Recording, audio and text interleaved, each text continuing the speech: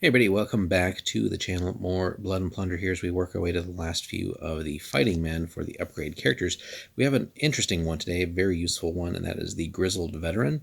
So these grim veterans of the wars in Europe or in the New World against European invasions are often looked to as a source of inspiration by the younger, less experienced men in the company.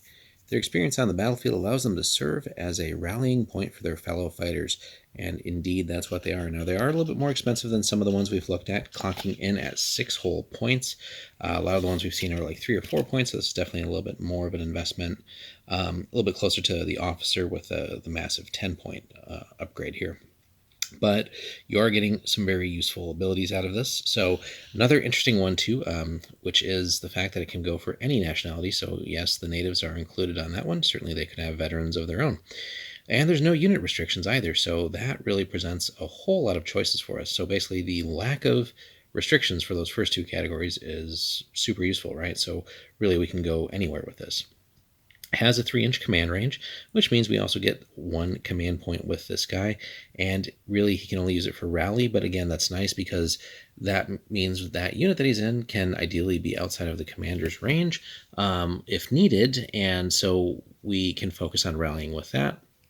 Now, it may still be useful to be in the commander's range for other types of orders that the commander might want to issue, but just having another source of command points for rallying purposes lets the commander focus their command points on perhaps other abilities that are more needed elsewhere. So with that, we have 2 special rules, no extra abilities. We don't necessarily need them. These 2 special rules are going to be fantastic as well. So Battle Hardened specifically lets us reduce the number of dice rolled for a fatigue test by 1, but only if taken as a result of a fight action. So if we're putting this guy in a unit that's going to be likely engaging in close combat, getting up close and personal there with the enemy, it's nice to have that as a means of sort of damage reduction, right?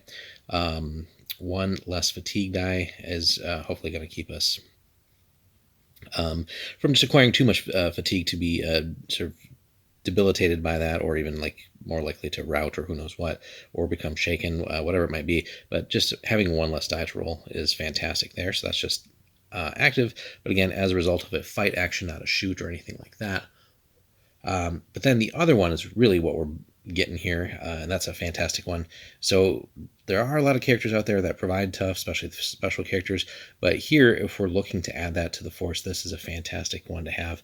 So if this unit ends an activation with any amount of fatigue, and it didn't push or gain fatigue during the activation, it may remove a point of fatigue at the end of its activation. So pretty useful stuff there. Again, just always being able to remove stuff for free is fantastic. Lets us focus on doing other things, right? And it's just going to keep the fatigue off of us to ideally keep the unit operating as efficiently as it possibly can, right? So ideally we don't need to be in a situation where we push for any reason, and if we can avoid gaining any fatigue for that activation, then any previously acquired fatigue is going to just go away on its own, which lets us just, again, focus on other things, spending our actions on other important activities like maybe reloading or moving to a better position, or who knows what it might be. We have, or shooting, of course, if we have that to do as well. But just having that is a nice sort of natural way of avoiding not avoiding, but reducing the amount of fatigue over the course of a game. So good stuff there.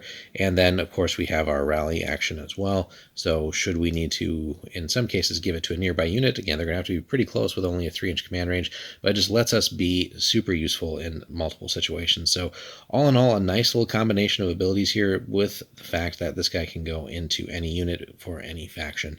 Really presents some awesome choices. Let us know in the comments, guys, your favorite place if you're buying the Grizzled Veteran to stick him into. What's your favorite unit, and also the faction that you pair that with? And have you typically bought him when you're running a regular character or one of the special ones? Hit us up in the comments, like and subscribe, and we'll see you in the next one.